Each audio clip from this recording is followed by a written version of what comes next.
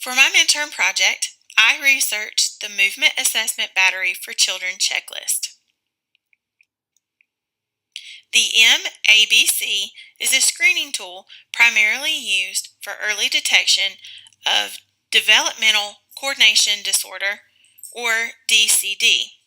Children with DCD typically have decreased motor function for their age, which not only impacts their performance and progress in academics, but also their ADLs, cognitive, and behavioral performance.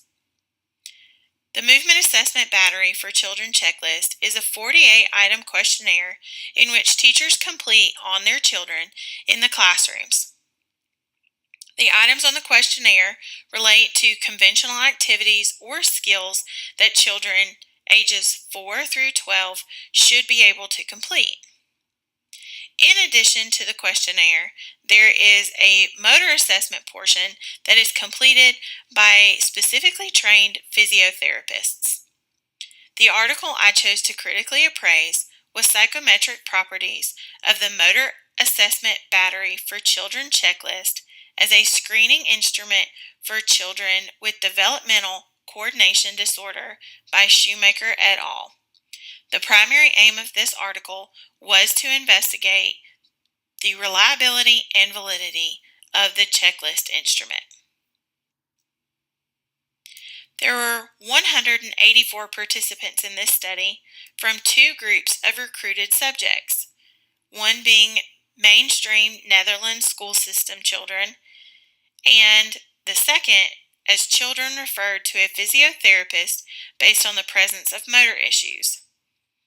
Of the 184 participants, the randomly selected group of participants involved 120 children from 6 to 11 years old, with at least 10 males and 10 females in each group.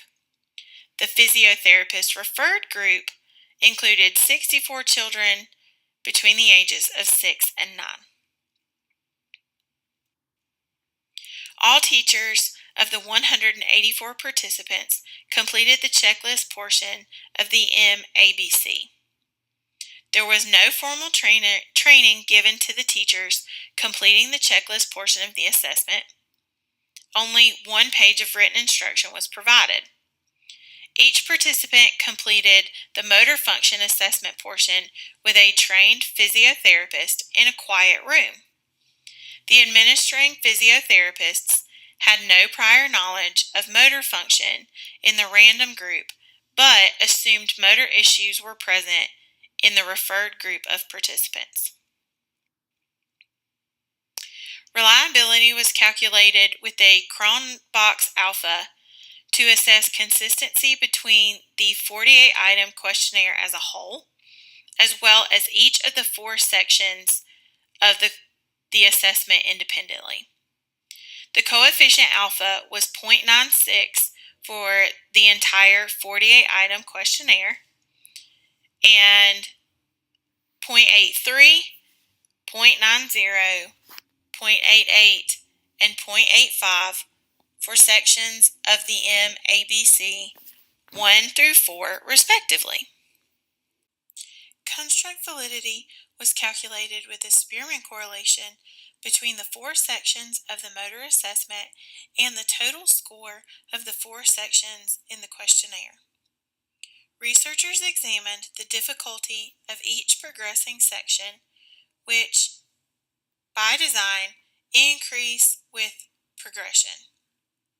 Using an ANOVA, Shoemaker et al. Concluded that there was a significant difference between sections 1 and 2, as well as between sections 2 and 3.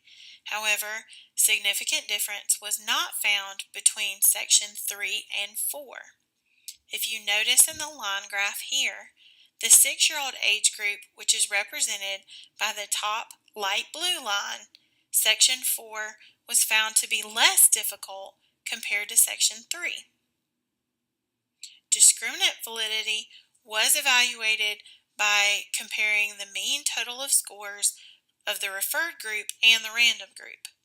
Shoemaker et al. Determined that the difference between the 2 groups was found to be significant and that teachers judged the referred group participants to be less coordinated compared to the random group participants.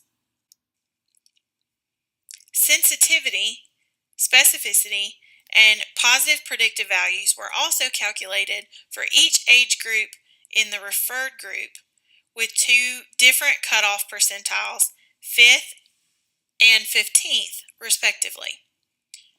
The sensitivity in which the children with motor issues that were properly identified by the checklist was most optimal at the 15th percentile cutoff value, with the exception of the 8-year-old age group. The specificity, which is the children without motor issues who had passing scores on the checklist, was most optimal at the 5th percentile cutoff value, although there was very slight difference between the two groups. The positive predictive value was acceptable at both cutoff value percentiles. The 6, 8, and 9-year-old age groups had high positive predictive values as seen on the tables provided. However, the 7-year-old age group had more false positives, which decreased its overall positive predictive value to 40%. This article provided information on the psychometric properties of the motor assessment battery for children checklist, which determined that it was a reliable tool for assessing motor function issues. The instrument also had sensitivity greater than or equal to 80% for children with motor function issues to be properly identified, with the exception of the 8-year-old age group. Specificity rates were poor for all age groups with the exception of the 6-year-old participants. Approximately 88% of the children in that specific age group passed both the checklist and the motor test portions of the assessment. The instrument provided satisfactory positive predictive values of at least 70% with both the 5th and 15th percentile cutoff values, with the exception of the 7-year-old age group. The data for this specific age group could be caused by overgeneralization or over-identification of motor function problems. Overall, this instrument proved to be a great early detection motor function assessment, as the 6-year-old age group was the only age group that was assessed that met all reliability, validity, and predictive values, as well as overall hit rate standards. I think this assessment supports early screening for motor limitations in children. Thank you for taking the time to watch this screencast. I look forward to your feedback and any questions you may have. Thanks, y'all.